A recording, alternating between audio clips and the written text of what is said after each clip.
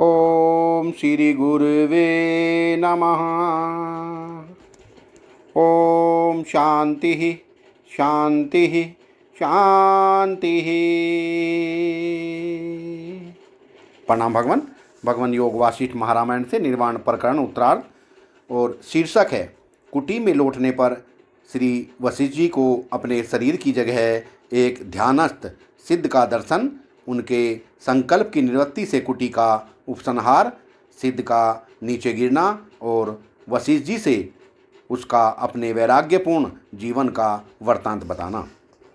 श्री वशिष्ठ जी कहते हैं, रघुनंदन, इस प्रकार धारणा के द्वारा सिद्ध हुए पृथ्वी आदि के रूप से जगत शरीर का अवलोकन करने के बाद पूर्वोक्त कौतुक दर्शन के संकल्प और प्रयत्न से निर्वृत्त हो मैं पुनः पहले के समाधि स्थान आकाश कुटीर के प्रदेश की ओर लौट आया। वहाँ आने पर देखता हूँ कि मेरा अपना शरीर कहीं भी स्थित नहीं दिखाई देता है। वहाँ अपने सामने बैठे हुए किसी दूसरे ही सिद्ध पुरुष को मैं देख रहा हूँ जो अकेला है। वह सिद्ध समाधिनिष्ठ होकर बैठा हुआ था और अभीष्ट परम पद को प्राप्त हो चुका था। उसने पदासन बांध रखा था। वह परम शांत था और समाधि में चित्त के स्थिर हो जाने के कारण उसका शरीर हिलता डुलता नहीं था। भस्म निर्मित त्रिपुंड की रेखाओं से युक्त सौम्य तथा समान विस्तार वाले कंधों से उसकी ग्रीवा बड़ी सुंदर दिखाई देती थी। उसका मन उदार ब्रह्म तत्व में विश्राम ले रहा था, इसलिए उसका शरीर सुस्थिर और मुख अत्यंत प्रसन्न था।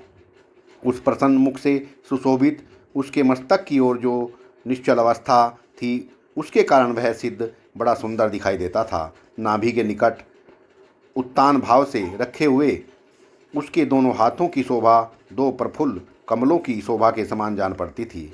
उन हाथों की शोभा के रूप में मानो हृदय कमल के प्रकाश ही बाहर प्रकट हो गए हों, ऐसा जान पड़ता था।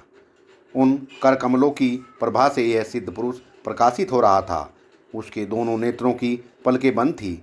उसकी बाह्येंद्रियों के सारे व्यापार छीन हो गए थे। विक्षोभ से रहित तथा पूर्ण रूप से शांत अंतःकरण रूपी गुफा को उसने अपनी धीर मनोवृत्ति के द्वारा इस तरह धारण कर रखा था मानो समस्त उत्पादों से रहित शांत आकाश को धारण किया हो। उस कुटी में जब मैंने अपना शरीर नहीं देखा और सामने उस मुनि को ही देखा, तब मैंने अपने शुद्ध चित्त के द्वारा वहाँ यूँ विचार किया।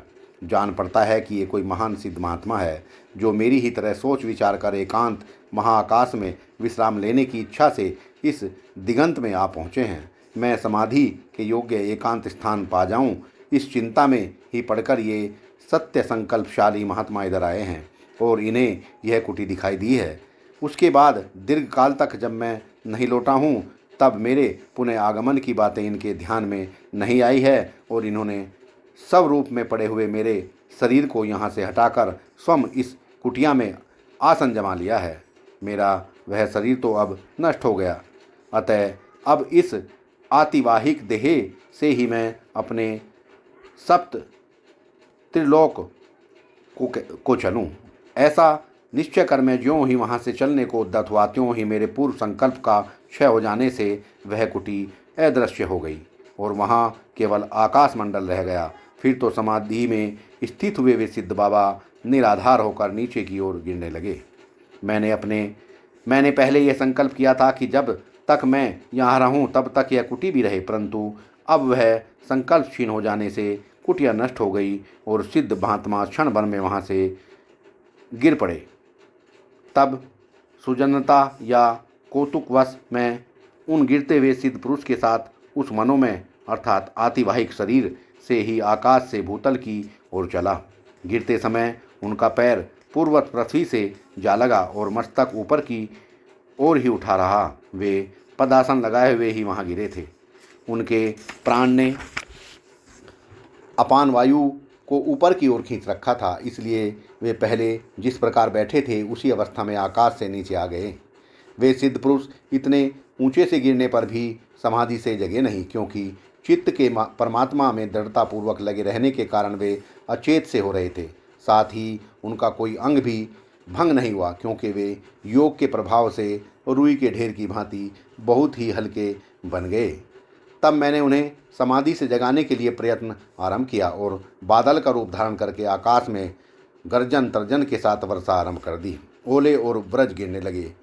जैसे बादल या वर्षा मोर को जगाती है, उसी प्रकार मैंने अपने बुद्धि कौशल से उस दिगंत में उन सिद्ध पुरुष को जगाया। समाधि से जागने के बाद उनके समस्त अंगों की शोभा प्रकाशित होने लगी और उनके नेत्र भी विकसित हो उठे। उस समय वे ऐसे लगते थे मानो वर्षा काल में धारावाहिक वृष्टि से विकसित हुआ कमलों का वन हो। समाधि से जागने पर मैंने उनसे शुद्ध भावना से पूछा, मुनीश्वर आप कहाँ हैं और यह क्या कर रहे हैं? आप कौन हैं? इतनी दूरी से आप नीचे गिरे हैं, फिर भी आप अपने चित्त में उसका अनुभव क्यों नहीं कर रहे हैं? मेरे इस प्रश्न पूछने पर उन्होंने मेरी ओर देखा, फिर अपनी पूर्व गति का स्मरण करके वे मुझसे उसी तरह सुंदर वचन बोले जैसे चातक मेघ से बोलता है। सिद्ध ने कहा, ब्राह्मण, जब तक मैं अपने वृत्तांत का स्मरण न कर लूँ तब तक आप मेरे उत्तर के लिए प्रतीक्षा कीजिए। मैं आपसे अपना सारा पिछला वृत्तांत कहूँगा। इतना कहकर उन्होंने अपने पूर्व वृत्तांत को शीघ्र ही स्मरण कर लिया। इसके बाद वे चंद्रमा की किरणों के समान शीतल एवं मनोहर वाणी में मुझसे बोले। सिद्ध ने कहा, ब्राह्मण, इस समय मैंने आपको पहचान लिया है, अतः प्रणाम करता हूँ। अब तक ऐसा न करने से मेरे द्वारा जो अपराध बन गया है, इसे आप क्षमा करें, क्योंकि क्षमा सत्पुरुषों का स्वभाव है। मुने जैसे कमलों में भौरा भ्रमण करता है, उसी प्रकार मैंने सुदीर्घ काल तक भोग रूपी सुगंध से पूर्ण मोहकारक देवोद्यान भूमियों में चिरकाल तक भ्रमण किया। तदंतर चित्तरूपी जल तरंगों के हिलोरे से युक्त दृश्य रूपिणी नदी में उसके मंडलाकार आवर्तों अर्थात भंवरों द्वारा निरंतर बहे जाते हुए मैंने दीर्घ काल के बाद विवेक का आविर्भाव होने पर संसार से उद्विग्न हो इस तरह विचार किया, अहो, इस संसार में शब्द, रूप, रस, स्पर्श और गंध मात्र को छोड़कर दूसरी कोई वस्तु नहीं है। अतः इतने ही मात्र में ऐसे तुच्छ विषय भोग में क्यों रमण करूं? विषों की विषमता भरी है। सुंदर स्त्रियां कामरूप मोहों को ही देने वाली हैं तथा राग रस पुरुष को भी विरसता प्रदान करने वाले हैं। इनमें लौटने वाला कौन पुरुष नष्ट नहीं होगा? इस प्रकार इस शरीर में शीघ्र प्राप्त होने वाली जीर्ण शीर्ण वृद्ध अवस्था एक विशाल बुगली के समान है।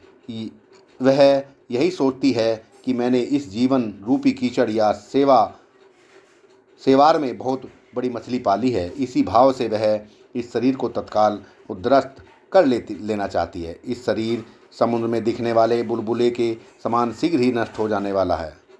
यह शरीर समुद्र में दिखने वाले बुलबुले के समान शीघ्र ही नष्ट हो जाने वाला है। यह सामने स्फुरित होता हुआ ही सहसा दीप शिखा के समान बुझकर अदृश्य हो जाता है। यह जीवन एक महानदी है। इसमें नाना प्रकार के विक्षेप बड़ी बड़ी लहरों के समान हैं। कालचक्र ही इसमें भंवरे बनकर उठता है। जन्म और मरण ही इसके दो ऊंचे और विशाल तट हैं तथा इसमें सुख दुख की छोटी छोटी तरंगें उठती रहती हैं। यौन का उल्लास ही इसकी कीचड़ है। वृद्ध अवस्था के सफ़ेद केस ही इसके धवन फेन हैं। कभी काकतालीय संयोग से इसमें सुख के बुदबुदे भी उठ जाते हैं। व्यवहार ही इसके महाप्रवाह की रेखा है। इसमें नाना प्रकार के जड़ रव अर्थात मूर्खों के कोलाहल की जल रव अर्थात जल की धमनी है। राग द्वेष रूपी बादल इसे बढ़ाते रहते हैं तथा भूतल पर इसका शरीर सदा ही चंचल रहता है। लोभ और मोहों के महान आवर्त इसमें उठते रहते हैं। पात और उत्पात से निरंतर इसमें परिवर्तन होता रहता है। इस प्रकार यह जीवन नामक नदी शब्द मात्र से तो अत्यंत शीतल है, परंतु वास्तव में त्रिविध तापों से अत्यंत संतप्त रहा करती है। यह महान खेद का विषय है। संसार रूपी नदी के जल स्थानीय जो इष्ट मित्र पुत्र आदि के समागम और धन हैं, उनमें पहल के तो चले जाते हैं और नए नए आते रहते हैं। इस प्रकार यहाँ कुछ भी स्थिर नहीं है। यहाँ जो पदार्थ प्राप्त होते हैं वे नष्ट हो जाते हैं। अतः उन क्षण भंगुर पदार्थों से कोई प्रयोजन सिद्ध नहीं हो सकता। जब प्राप्त हुई वस्तुओं की यह दशा है, तब जो नए पदार्थ प्राप्त होते हैं उन पर भी यहाँ कैसे आस्था हो सकती है? संसार में जितनी नदियाँ हैं उन सब का जल उद्र मस्त स्थान से आता है और समुद्र की ओर चला जाता है, परंतु इस शरीर रूपी नदी का जो आयु रूपी जल है वह केवल जाता ही है, फिर आता नहीं। भयंकर शत्रुभूत विषयरूपी चतुर चोर चारों ओर विरसते रहते हैं। वे विवेक रूपी सारा धन हर ले जाते हैं। अतः मुझे निरंतर जागते रहना चाहिए। यहाँ मैं सो कैसे रहा हूँ? आज यह हुआ, कल यह होगा, यह इसका है, यह मेरा है। इस प्रकार संकल्प विकल्प करता हुआ मनुष्य बीती हुई आयु और आई हुई मौत को नहीं जान पाता है। यह कैसी आश्चर्य की बात है। खूब खा पी लिया, अनंत वन भूमियों में विचरण कर लिया और बहुत से सुख दुख भी देख लिए। अब यहाँ और क्या करना या पाना शेष रह गया। मैंने ऊंचे शिखर वाले मेरू पर्वत की उद्यान भूमियों में अच्छी तरह भ्रमण किया। लोकपालों के श्रेष्ठ नगरों में भी घूम लिया, परंतु वहाँ भी कौन सा स्वाभाविक सुख प्राप्त हुआ। सत्संग को विराम देते हैं भगवान। प्रणाम भगवान।